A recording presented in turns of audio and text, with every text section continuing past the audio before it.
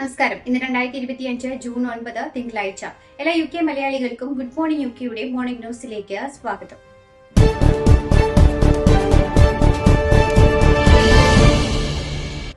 ബുധനാഴ്ച നടക്കാനിരിക്കുന്ന സ്പെൻഡിംഗ് റിവ്യൂവിന് മുന്നോടിയായി നടന്ന ട്രഷറി ചെലവ് അവലോകനത്തിൽ പോലീസിംഗും കൌൺസിൽ ബജറ്റുകളും സംബന്ധിച്ച് തർക്കം. പോലീസിംഗ് ബജറ്റിൽ കൂടുതൽ പണം മാറ്റിവെക്കുമെന്ന് പറയുന്നുണ്ടെങ്കിലും ഹോം ഓഫീസിന്റെ പ്രതിബദ്ധതകൾക്ക് നിറവേറ്റുവാൻ ആവശ്യമായ നിക്ഷേപത്തിന്റെ നിലവാരം കുറവാണെന്ന് ഹോം സെക്രട്ടറി യെവറ്റ് കൂപ്പർ അഭിപ്രായപ്പെട്ടു. ആഴ്ചകളോളം നീണ്ട ചർച്ചകൾക്ക് ശേഷം ഒത്തുതീർപ്പിലെത്തിയ ഹോം സെക്രട്ടറി വകുപ്പിന് കൂടുതൽ പണം മാറ്റിവെക്കണമെന്ന് ആവശ്യപ്പെട്ടു. ചർച്ചകളിലെ പുരോഗതിയെ തുടർന്ന് ഞായറാഴ്ച വൈകുന്നേരം ഭവന സെക്രട്ടറി ആഞ്ചല റെയ്നർ ധാരണയിലെത്തിയതായാണ് റിപ്പോർട്ട്. അതേസമയം കൂപ്പർ ചർച്ചകളിൽ നിന്ന് പിന്മാറുകയാണ് ഉണ്ടായത്.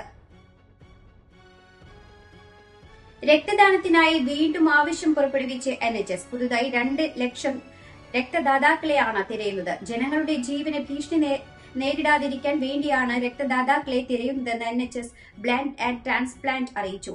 ഇപ്പോഴത്തെ സാഹചര്യത്തിൽ ഏകദേശം 8 ലക്ഷം പേരാണ് നിലവിൽ സ്ഥിരമായി രക്തം നൽകുന്നത്. ഇത് ജനസംഖ്യയുടെ 2% മാത്രമാണ്. എന്നാൽ 1 കോടി സജീവ രക്തദാതാക്കളെയാണ് NHS ലക്ഷ്യമിടുന്നത്. ലണ്ടനിലെ ആശുപത്രികൾക്ക് നേരെയുണ്ടായ സൈബർ ആക്രമണത്തെ തുടർന്ന് 2024 ജൂലൈയിൽ ആംബർ അലർട്ട് ആരംഭിച്ചതായും അതിനുശേഷം രക്തസ്റ്റോക്ക് കുറവാണെന്നും ഉദ്യോഗസ്ഥർ പറയുന്നു. O നെഗറ്റീവ് രക്തം ഏത് രോഗികൾക്കും അടിയന്തരമായി നൽകാവുന്നതിനാൽ ഏറ്റവും ആവശ്യമുള്ള രക്തഗ്രൂപ്പാണ് അതെന്നും NHSBT അറിയിച്ചു. വടക്കൻ മാഞ്ചസ്റ്ററിൽ ഇന്നലെ ഉണ്ടായ കൌമാരക്കാരന്റെ മരണത്തിൽ കൊലപാതക അന്വേഷണം ആരംഭിച്ച് പോലീസ്. സംഭവവുമായി ബന്ധപ്പെട്ട് 3 പേരെ അറസ്റ്റ് ചെയ്തു. ഇവർക്കെതിരെ കൊലപാതക കുറ്റമാണ് ചുമത്തിയിരിക്കുന്നത്. എന്നാൽ കുട്ടി എങ്ങനെയാണ് മരിച്ചതെന്ന് പോലീസ് ഇതുവരെ പുറത്തുവിട്ടിട്ടില്ല. ഫയർവെയിൻ പബിനടുത്താണ് കുട്ടി ആക്രമണത്തിന് ഇരയായിരിക്കുന്നത്. സംഭവം നടന്ന ദിവസം നെവിൻ റോഡ് ഏരിയയിൽ ദൃക്സാക്ഷികളായി ആരെങ്കിലും ഉണ്ടായിരുന്നെങ്കിൽ പോലീസുമായി ബന്ധപ്പെടണമെന്ന് അഭ്യർത്ഥിച്ചിട്ടുണ്ട്. ഷെഫീൽഡിലെ സ്റ്റാനിഫോർത്ത് റോഡിലൂടെ നടന്നു പോകുകയായിരുന്ന 16 വയസ്സുകാരനെ കാറിടിച്ച് കൊലപ്പെടുത്തിയ കേസിൽ 2 പേരെ അറസ്റ്റ് ചെയ്തു. ഷെഫീൽഡിലെ ലോക്ക് ഡ്രൈവിൽ നിന്നുള്ള 20-കാരൻ സുൽഖദ് നൈൻ അഹമ്മദ്, 26 വയസ്സുള്ള അമാൻ അഹമ്മദ് എന്നിവർക്കെതിരെയാണ് കൊലപാതക കുറ്റം ചുമത്തിയതായി സൌത്ത് യോർക്ക്ഷയർ പോലീസ് അറിയിച്ചത്. ബുധനാഴ്ച ഷെഫീൽഡിലെ ഡാർനാൻ പ്രദേശത്തെ സ്റ്റാനിഫോർത്ത് റോഡിലൂടെ നടന്നു പോകുകയായിരുന്ന കൌമാരക്കാരനെ കാറിടിച്ച് തെറിപ്പിക്കുകയായിരുന്നു. ഗുരുതരമായി പരിക്കേറ്റ കൌമാരക്കാരൻ ആശുപത്രിയിൽ ചികിത്സയിലിരിക്കെയാണ് മരണപ്പെട്ടത്. ചാരനിറത്തിലുള്ള ഓഡി കാർ ആദ്യം ഒരു ഇലക്ട്രിക് ബൈക്ക് ഓടിച്ചിരുന്നയാളെ ഇടിച്ചു വീഴ്ത്തിയതിനു ശേഷമാണ് അടുത്തുകൂടി നടന്നു പോകുകയായിരുന്ന അബ്ദുള്ള എന്ന കൌമാരക്കാരനെ ഇടിച്ചു തെറിപ്പിച്ചത്. ഇലക്ട്രിക് ബൈക്ക് ഓടിച്ചിരുന്ന 18 വയസ്സുള്ള യുവാവിനും ഗുരുതരമായ പരിക്ക് ഏറ്റിട്ടുണ്ട്. യുവാവ് ഇപ്പോഴും ആശുപത്രിയിൽ ചികിത്സയിൽ തുടരുകയാണ്. പ്രതികളെ ഇന്ന് ഷെഫീൽഡ് മജിസ്ട്രേറ്റ് കോടതിയിൽ ഹാജരാക്കും. പ്രീമിയർ ലീഗ് ചരിത്രത്തിലെ ആദ്യത്തെ കറുത്ത വർഗ്ഗക്കാരനായ റഫറി റെന്നി അന്തരിച്ചു. 65 വയസ്സായിരുന്നു. Sheffield and Hallamshire county football അസോസിയേഷനാണ് ഞായറാഴ്ച എക്സ് പോസ്റ്റിലൂടെ മരണവിവരം പുറത്തറിയിച്ചത്. 1997നും 2008നും ഇടയിൽ 175 പ്രീമിയർ ലീഗ് മത്സരങ്ങൾ ഉൾപ്പെടെ 300-ലധികം മത്സരങ്ങൾ അദ്ദേഹം നിയന്ത്രിച്ചിട്ടുണ്ട്. ജമൈക്കയിൽ ജനിച്ച അദ്ദേഹം നോർത്ത് ഇംഗ്ലണ്ടിലെ ഷെഫീൽഡിലാണ് വളർന്നത്. അപൂർവ രോഗം മൂലം അരയ്ക്ക് താഴോട്ട് തളർന്നു പോയി ചികിത്സയിലായിരുന്നു.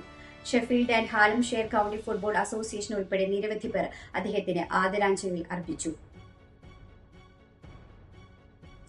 വെസ്റ്റ് ഇൻഡീസിനെതിരായ 2ാം T20 പരമ്പരയിലെ 2ാം മത്സരവും സ്വന്തമാക്കി ഇംഗ്ലണ്ട്. ഇന്നലെ ബ്രിസ്റ്റോളിൽ നടന്ന മത്സരത്തിൽ 4 വിക്കറ്റിനാണ് ഇംഗ്ലണ്ടിന്റെ വിജയം. ടോസ് നേടിയ ഇംഗ്ലണ്ട് ആദ്യം ബൌളിംഗ് തെരഞ്ഞെടുക്കുകയായിരുന്നു. തുടർന്ന് ബാറ്റിംഗിന് ഇറങ്ങിയ വെസ്റ്റ് ഇൻഡീസിന് 197 റൺസ് വിജയലക്ഷ്യമാണ് ഉയർത്തിയത്. മറുപടി ബാറ്റിംഗിൽ ഇംഗ്ലണ്ട് 18.3 ഓവറിൽ 6 വിക്കറ്റ് നഷ്ടത്തിൽ വിജയലക്ഷ്യം മറികടന്നു. ഇതോടെ 3 മത്സരങ്ങളുള്ള പരമ്പരയിൽ 2 മത്സരങ്ങൾ വിജയിച്ച് ഇംഗ്ലണ്ട് T20 പരമ്പര സ്വന്തമാക്കി. നേരത്തെ വെസ്റ്റ് ഇൻഡീസിനെതിരെയുള്ള ഏകദിന പരമ്പരയും ഇംഗ്ലണ്ട് സ്വന്തമാക്കിയിരുന്നു. യുഗ്മ യോർക്ക്ഷയർ ആൻഡ് ഹംബർ റീജിയന്റെ ആഭിമുഖ്യത്തിൽ സംഘടിപ്പിക്കുന്ന വാർഷിക കായികമേള ജൂൺ 21-ന്. കഴിഞ്ഞ വർഷത്തെ കായികമേളയ്ക്ക് വിജയകരമായി ആതിഥേയത്വം വഹിച്ച ബാൺസ്ലേ കേരള കൾച്ചറൽ അസോസിയേഷൻ തന്നെയാണ് ഈ വർഷവും കായികമേളയ്ക്ക് ആതിഥേയത്വം വഹിക്കുന്നത്. യുഗ്മ റീജിയണൽ കമ്മിറ്റിയുടെ അംഗീകാരമുള്ള 14 രജിസ്റ്റേർഡ് സംഘടനയിലെ അംഗങ്ങൾക്ക് മാത്രമേ കായികമേളയിൽ പങ്കെടുക്കുവാൻ സാധിക്കുകയുള്ളൂ. കായിക, സാമൂഹിക, രാഷ്ട്രീയ രംഗത്തെ പ്രശസ്തരായ വ്യക്തികൾ പങ്കെടുക്കുന്ന കായികമേളയുടെ ഉദ്ഘാടന ചടങ്ങ് ബാൺസ്ലേ ഡൊറോഫി ഹൈമാൻ സ്റ്റേഡിയത്തിൽ രാവിലെ 8 മണിക്ക് ആരംഭിക്കുമെന്ന് ഭാരവാഹികൾ അറിയിച്ചു. Yugma south east regional nurses കോൺഫറൻസും നഴ്സസ് ഡേ സെലിബ്രേഷനും ഡാറ്റ്ഫോർഡിൽ നടത്തപ്പെട്ടു. ഡാറ്റ്ഫോർഡ് മലയാളി അസോസിയേഷൻ ആതിഥേയത്വം വഹിച്ച പരിപാടി NMC അംഗീകൃത മലയാളി നഴ്സസ് സംഘടനയായ യുക്മ നഴ്സസ് ഫോറത്തിന്റെ ആഭിമുഖ്യത്തിലാണ് സംഘടിപ്പിക്കപ്പെട്ടത്. 150ഓളം നഴ്സുമാർ പങ്കെടുത്ത സമ്മേളനം യുക്മ ദേശീയ അധ്യക്ഷൻ അഡ്വക്കേറ്റ് എബി സെബാസ്റ്റ്യൻ ഉദ്ഘാടനം ചെയ്തു. RCN regional representative Sally Bursett മുഖ്യാതിഥിയായിരുന്നു. നഴ്സിംഗ് മേഖലയിലെ പ്രമുഖർ കോൺഫറൻസിൽ ക്ലാസുകളും ചർച്ചകളും നടത്തി. യുകെയിലെ മാഞ്ചസ്റ്ററിൽ മലയാളിയെ മരിച്ച നിലയിൽ കണ്ടെത്തി. എറണാകുളം പിറവം പാമ്പാക്കുട സ്വദേശിയായ PT ദീപു ആണ് മരിച്ചത്. മാഞ്ചസ്റ്ററിലെ സ്വകാര്യ റെസ്റ്റോറന്റിൽ ഷെഫായി ജോലി ചെയ്തു വരികയായിരുന്നു.